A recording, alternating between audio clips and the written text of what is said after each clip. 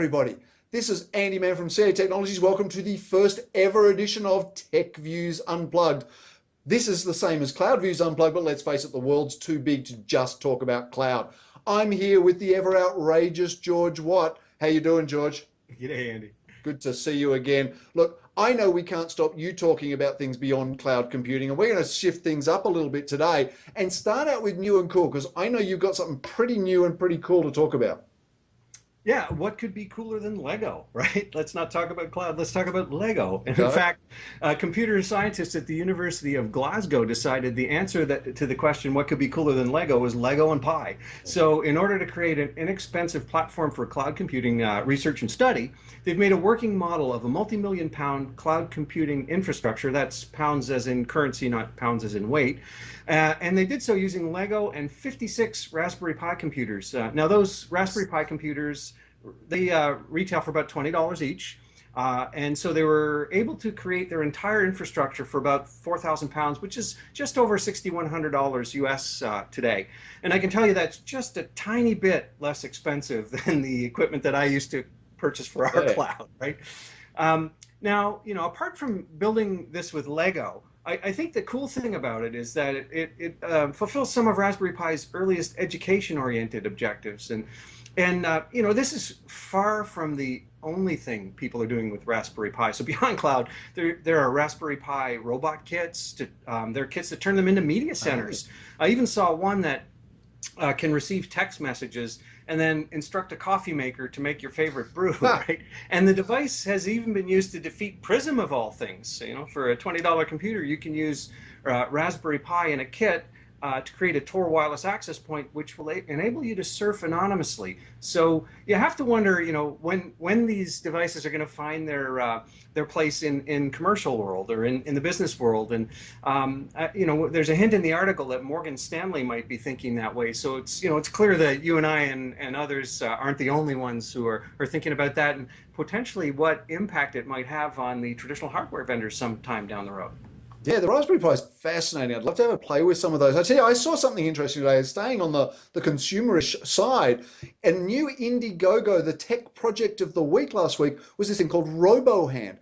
So this is a new project where you can use a 3D printer to be able to print a fully operational robotic hand, especially useful for a lot of the soldiers who are coming back from various wars these days. Missing limbs used to be a very, very expensive proposition to get a real, you know, commercially made prosthetic hand. Well, now you're just using 3D printing, and this space is hot, right? MakerBot recently sold mid-June, I think it was, for $300 million to a larger company in that space called Stratasys. I actually sat with the CTO of a robotics company who won an innovation award last year for using robotic hands in commercial and manufacturing settings. But this is for real sort of humanitarian use, and it's inexpensive. It's like 4 or 5 figures, low cost compared to those commercial ones. And it's about bringing a fundamental change to the democratization of technology. You know, these 3D printers, like with the Arduino processors, the Raspberry Pis, these sorts of things, reflecting the democratization and consumerization of all sorts of technologies. You know, this probably started with PCs, I guess.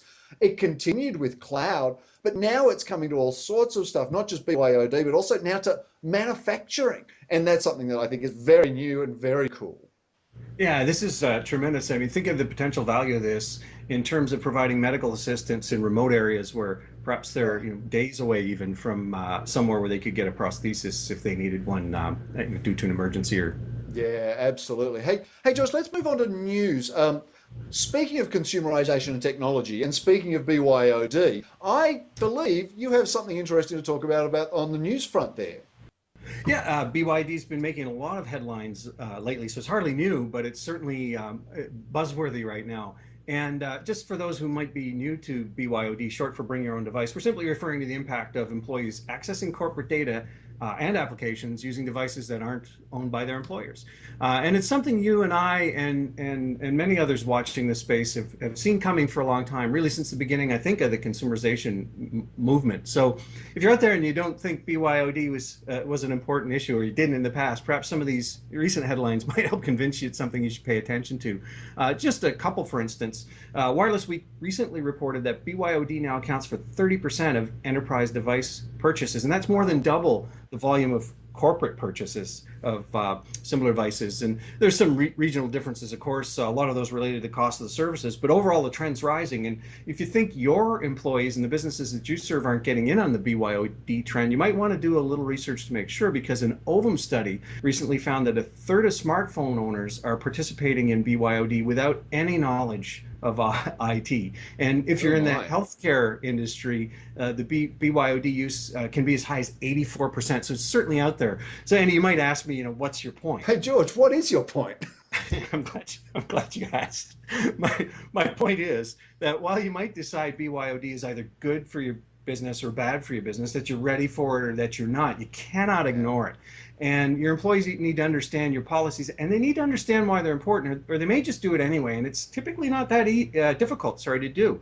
So you need to help them understand, the cost of them and the cost of the business. You need to help them understand the risks to your business and the precautions they need to take. And you need to ensure that they understand their own personal risks in terms of cost or risks of exposing information, not only your customers, which of course is important, but their own. And they need to understand any legal risks that they might face in terms of compliance issues and so forth should those things happen.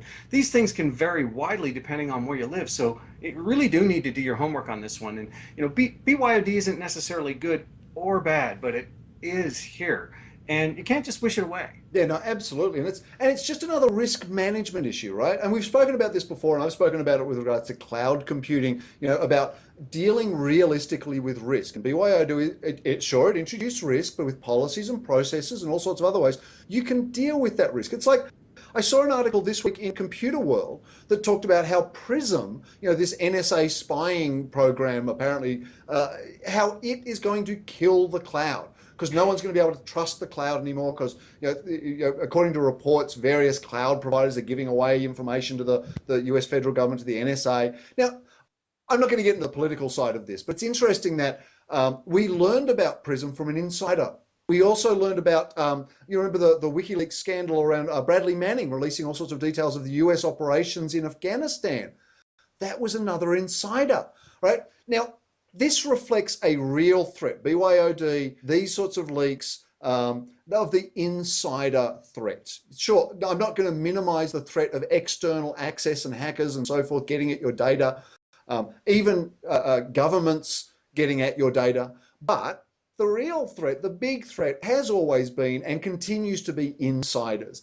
And it was a long time ago, before we started to refer to malware, the Trojan, as that's a description of malware. Long time ago, we referred to that as something very different, another kind of insider. You can think 300 was an inside job, right? It's about measuring and balancing risk, understanding what's real versus what's just perceived and hyped. And honestly, I believe that the ongoing risk is really about insiders, not about getting hacked and cracked. Yeah, that's been forever an issue. When I was responsible for intellectual property, I can't recall a single source code exposure that wasn't an inside job, right? They don't have to do much to get the data. They already have it. So I agree with you. External threats are still something that have to be paid attention to, but that doesn't mean that you should not pay attention to inside threats. They're still important. Absolutely. Hey, George, we have just around a minute left, so it's time for quick fire, and your time starts now. George, I read an article that says government IT spending is going to remain flat globally in 2013. What's the impact of that? Well, maybe it means that they're actually getting more value from the technologies like cloud and so forth, where spending is increasing, so they can increase the value while keeping the spending flat. And that was our experience. Yeah. And the IBM recently lodged and won a protest of Amazon's $600 million cloud computing project for the CIA. Does this mean that private cloud contract is false cloud contract? There is no false cloud. The big news here, obviously, for me, is that private cloud is absolutely real, and even Amazon's agreeing with that. IBM's another player in that market, but the gov cloud is real too. I just think this is a win all round. Hey, George, I saw a survey that says that ignorance is keeping most Canadian firms from reaping the benefits of cloud computing. Is this just a Canadian thing? Thanks for bringing it up. It could be a bit of a chicken and egg issue. Canadians aren't familiar with the benefits, so the article says, so there isn't as much demand because there isn't as much demand. Providers like Amazon and Google aren't setting up shop here, which would maybe result in a better informed consumer. Andy, since we're on adoption, worldwide cloud adoption is actually rising according to a recent Northbridge survey, and SaaS is leading the charge. Yep. So, on the buzzer with that as context, what color are my shoes?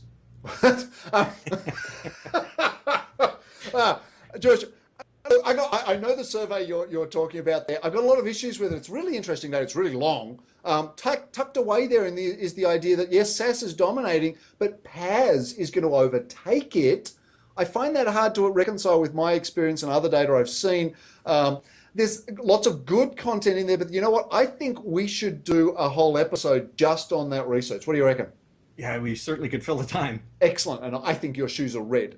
Hey, on that note, that's all, but I do have one shameless plug. Look, CA Technologies recently this week screened the movie Code Breakers. Now, this is a really brilliant movie about Alan Turing. Many will know him as the father of modern computer science, as the guy who was pivotal in cracking the Enigma code in World War II. Not as many people will probably know that he was gay. He was prosecuted and convicted of that when it was an offence, chemically castrated, and committed suicide at 41. What a waste. I think this is a really important topic. The equality and diversity in technology, something CA Technology is very strongly supportive of. I would recommend everyone to go and see that film, Code Breakers. Brilliant. And with that, we're going to wrap up the first ever edition of TechViews Unplugged. For my colleague, George Watt, I'm Andy Mann. We're both from CA Technologies, and we'll see you next time on TechViews Unplugged. Bye-bye. Take care.